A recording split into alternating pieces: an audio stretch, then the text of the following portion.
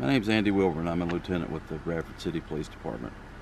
I want to take a few minutes to introduce you to our department and our city that I'm proud to serve for the last 20 years of my life. My story as to why I became a law enforcement officer is different than a lot of others. Let me take you back to 1996. I was working at a small newspaper in my hometown, and I did a feature article on a deputy that had just graduated from the Virginia Forensic Science Academy.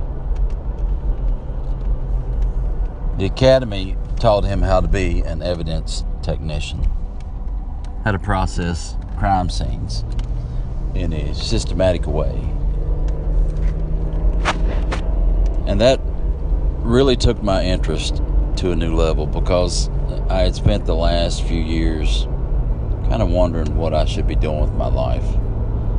This was way before the CSI effect took over the world, those shows. This was way before that. So I made my decision then that I wanted to be a law enforcement officer, not just to serve the community.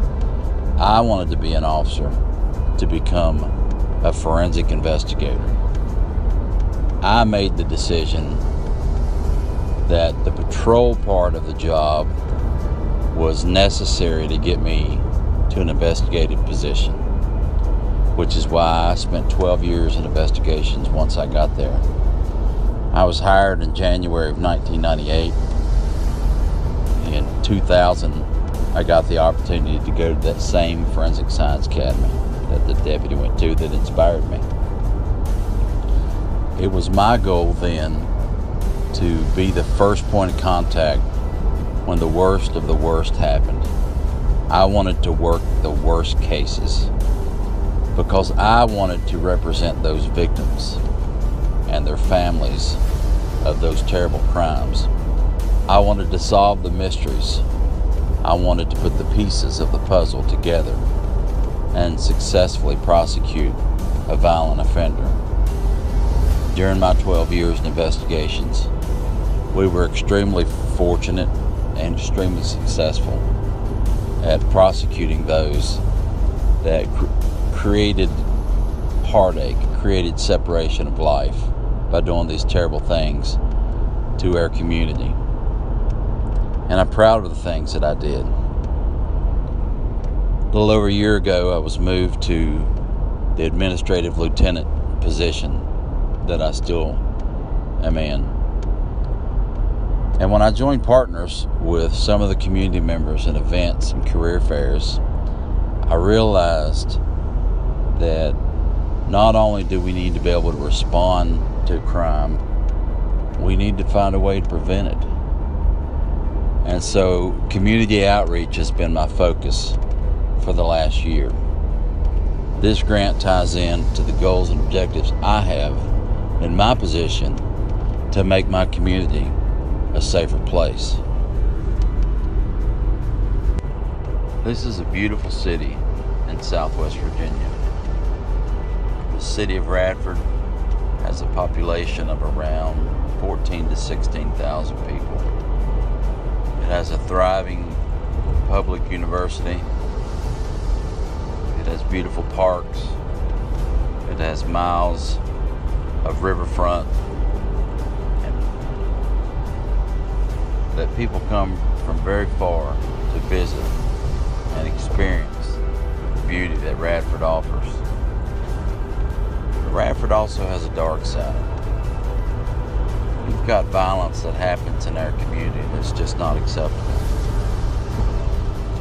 Some of the violence comes from outside entities coming in, selling drugs, committing crimes, trying to victimize our citizens, trying to victimize our children.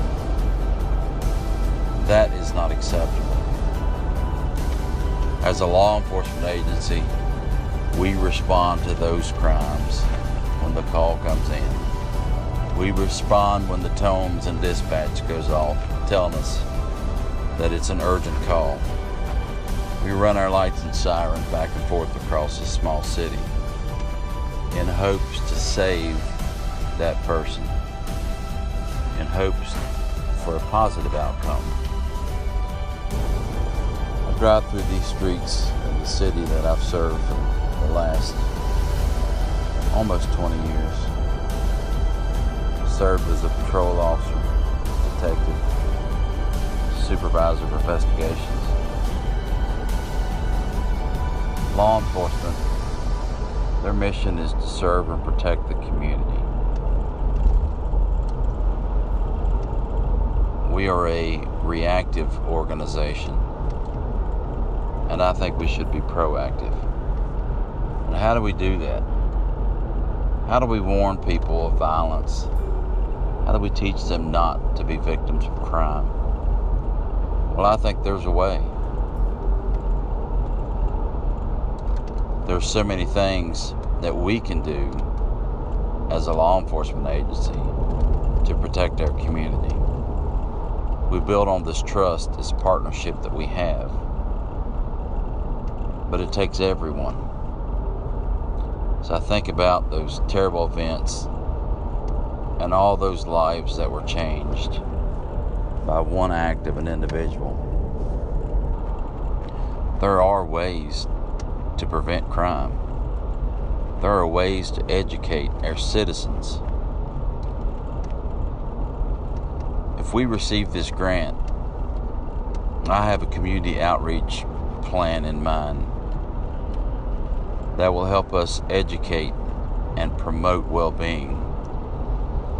I've partnered with the Save the Next Girl Foundation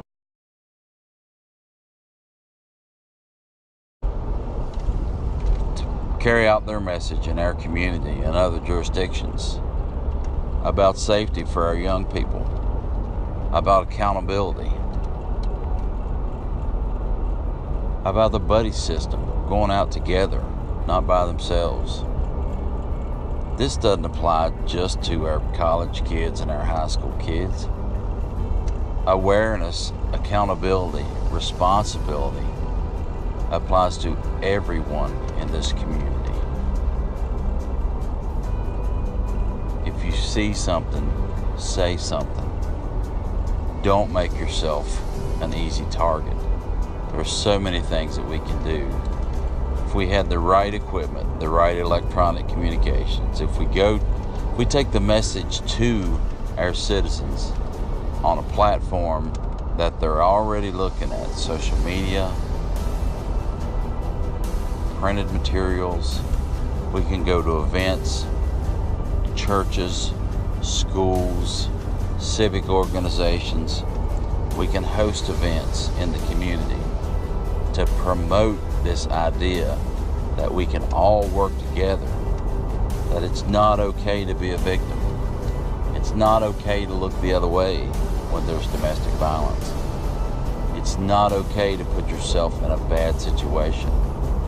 It's not okay to watch someone else struggle with the things that are going on in their lives. Why do I serve? I serve to make a difference now. I serve so others don't have to see the things that I've seen. I serve because it's my calling, because I am a police officer.